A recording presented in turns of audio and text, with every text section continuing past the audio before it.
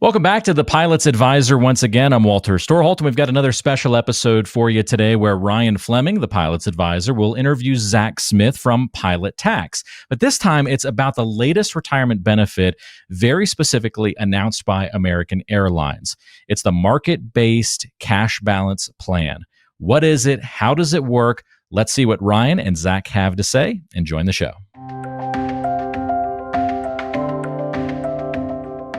So here we are again with Zach Smith at Pilot Tax, and we're here to talk about American Airlines market-based cash balance plan. So what's new at American? American Airlines has introduced a new market-based cash balance plan as an additional retirement benefit option for pilots. This program presents what appears to be an attractive supplemental savings vehicle, but in reality, in our opinions, it's probably more nuanced than it first appears. So what we're going to do is we're going to talk about that critical decision that you guys have coming up, and we'll talk about the key decision points that we view with this market-based cash balance plan.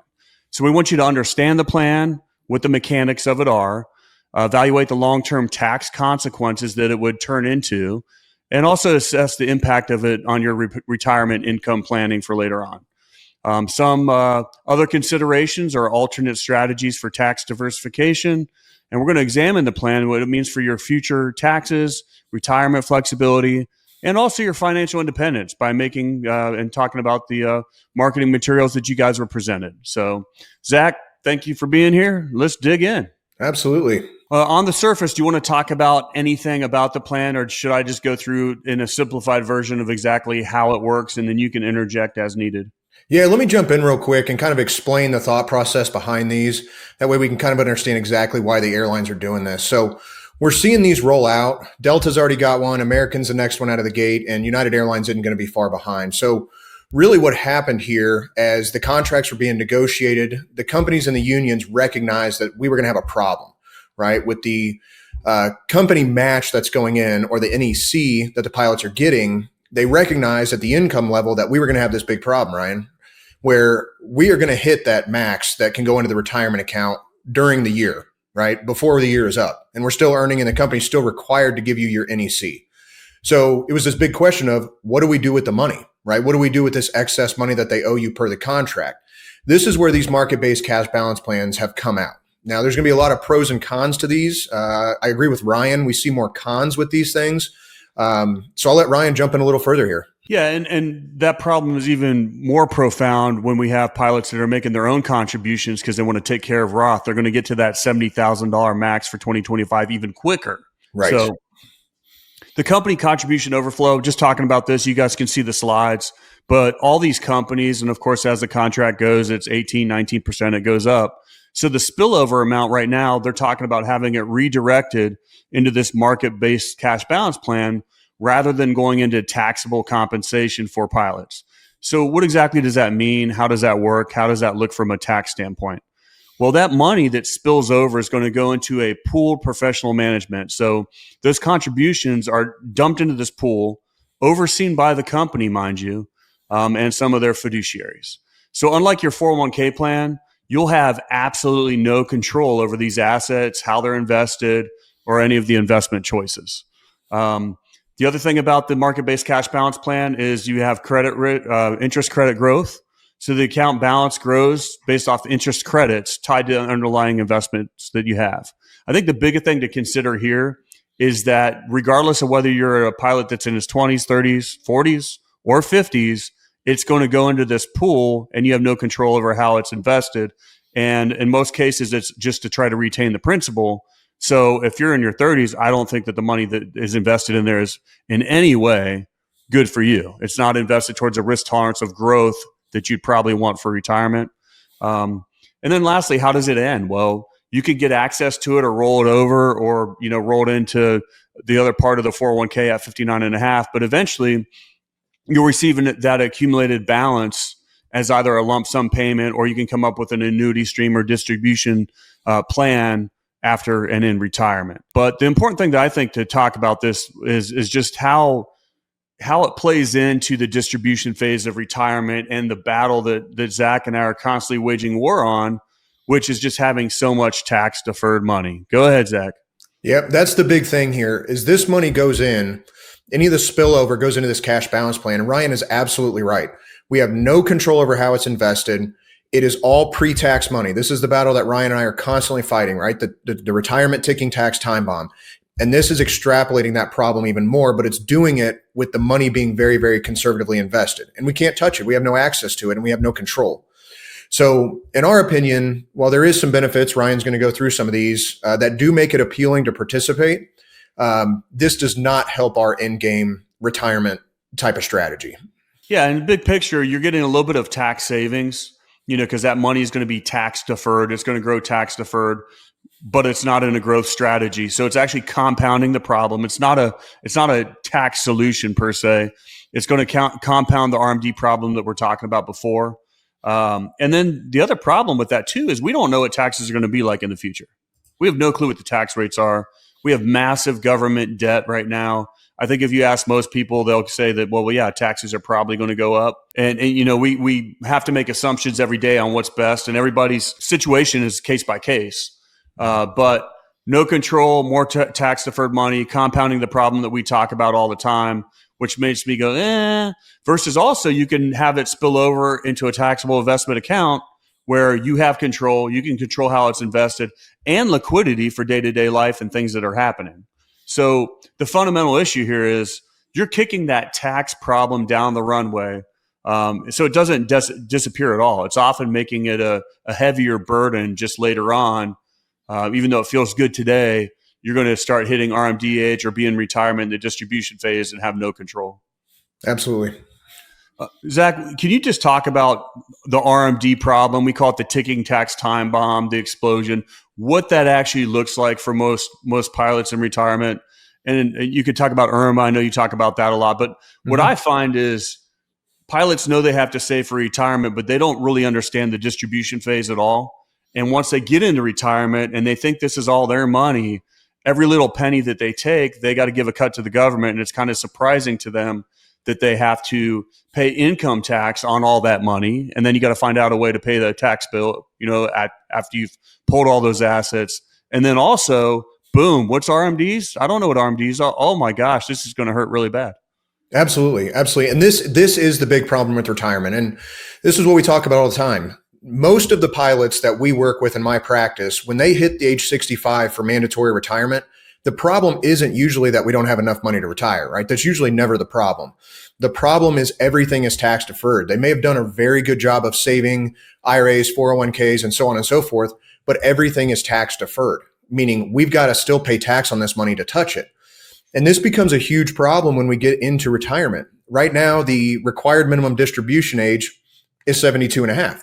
What that means is today, when you hit that age, the IRS mandates that you start pulling money out of your traditional IRAs, traditional 401ks. IRS wants their money while you're alive. So they force you to start taking money out of these accounts based on your age and life expectancy. So we may hit a phase in retirement where not only do we have these RMDs starting, many pilots have a pension, whether it's from the military or another airline. We have Social Security coming in, and then we have these huge balances in these traditional accounts. We're going to get to 72, and this age does step up. Soon it's going to step to 75. But nonetheless, we run into it many, many times where we have more income than what our pilots are spending in retirement because of these RMDs, and there's nothing we can do about it. We have some strategies before RMD time that Ryan and I utilize a lot. But once we hit that, we can't stop these RMDs. And furthermore, when you've got high income in retirement, these IRMA piece is something people aren't really aware of till we get there. And what IRMA is, the income rated Medicare adjustment. Your Medicare rates in retirement are based on your taxable income on the tax return. So if we've got pensions and Social Security and big RMDs, on the backside, now we're paying a ton of money for our Medicare insurance. And a lot of this is avoidable, or it's able to be reduced by putting money in other vehicles. And Ryan and I are going to get a little more into that. We love the Roths. We love the brokerage accounts. We laugh all the time. The brokerage accounts are my sweet spot from the tax side. We love those. We love that stuff, right? It gives us so much flexibility from tax and distribution without hitting the tax return with a lot of money. So I'll let you continue, Ryan. Yeah, and of course, this slide here shows you about the lack of control that we started talking about with the market-based cash balance plan. I don't want to beat the dead horse, but I think we should go to just a better approach, some of the things that we talk about. Zach and I are on the same page, with a lot of this stuff.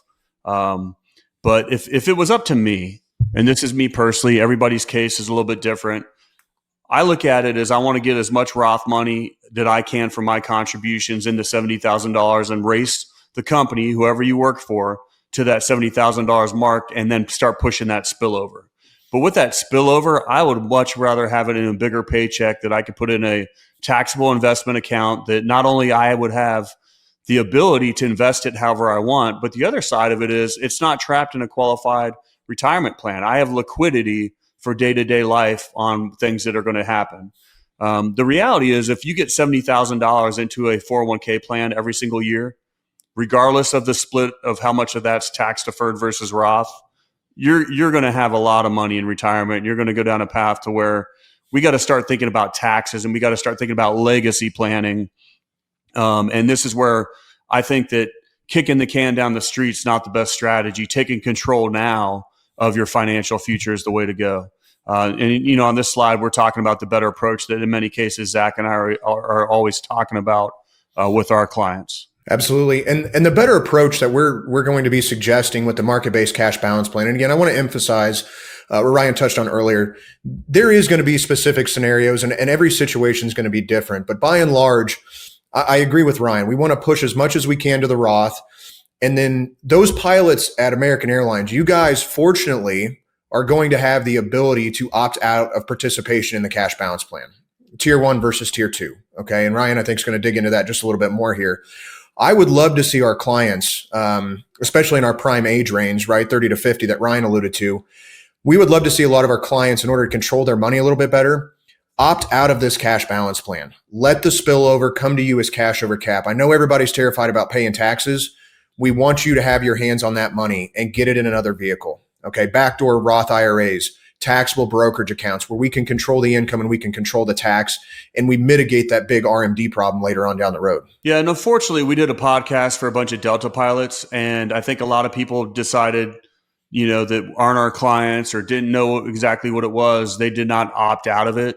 And now seeing what's actually going on, they're pretty disappointed, and there's no option to opt out of it at this time. I'm sure maybe at some point they might have that option going, if enough people speak up about this. But I think it's important just to, we're trying to get our view out there. And I'm just going to go ahead and read this, that I think it looks like the market-based cash balance plan, although it has some, tax things that work for you on the surface, but deferring taxes and building more of that tax-deferred money, I don't think is looking at the bigger picture. It actually magnifies the existing problem rather than solving it. You can see here the core issues: complexity, not control. It magnifies that RMD problem. It eliminates flexibility. And you're making a huge bet on lower future tax rates. And even if they are a little bit lower, once you have no control and suddenly you have this major balance and we do the calculation and you're having to pull hundreds of thousands of dollars out every single year, you're going to get just destroyed on taxes. And there's nothing you can do about it at that point. So once again, what we recommend, and I will say this is not investment advice. This is not tax advice. This is just in general for how the airline industry looks for most people. It's definitely a case-by-case basis. But if it was up to me, I would be pushing more Roth money into the 401k, trying to take cash over cap as spillover, keeping control of it, keeping liquidity. And then you're looking at capital gains tax when you need money versus kicking the can down the street. You have anything else to add on to that, Zach? I think that's absolutely the case. And what I would add is, even if tax rates are 10% lower for you or 12% lower than what they are for you in retirement, we're going to have based on these investment styles between Roth and the brokerage accounts, assuming a lot of the stuff will be long-term in our brokerage accounts. And I know Ryan is very, very good about tax loss harvesting and being very careful with his clients about what we sell.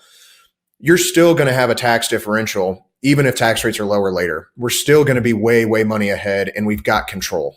We've got control over what we invest in. You'll make up, in our opinion, with the market law of averages, you will make up the difference with different investment options than what's going to be in the cash balance plan. My big concern from the cash balance plan, American Airlines has a caveat in this cash balance plan contract, as does Delta. They're not guaranteeing any kind of return. The only thing they're guaranteeing in there is that you will at least have what you put in at the end. That tells me how conservative these things are, and that's what concerns me with the lack of the potential of growth for these things. Yeah, and I don't, many times we cut off our nose to spite our face, or we're being very, very short-sighted. And the last thing I'll add on this is just that it's not about maximizing every tax deferral opportunity. Okay, what we want to look at is the big picture, and how do we have a retirement strategy that has flexibility, that has control, and has manageable future tax obligations. Otherwise, we're going to be constantly dealing with the tax problem versus just enjoying our retirement. 100%. All right. I don't really have anything else to add. Of course, if you're a client, you can reach out to either of us at any time if you have more questions or want to talk about your individual situation. If you're an American Airlines pilot out there and you're not working with a financial advisor and or a CPA that truly understands the airline industry, you should definitely reach out to Zach Smith at Pilot Tax or myself. Go to retirepilots.com, order my retirement toolkit.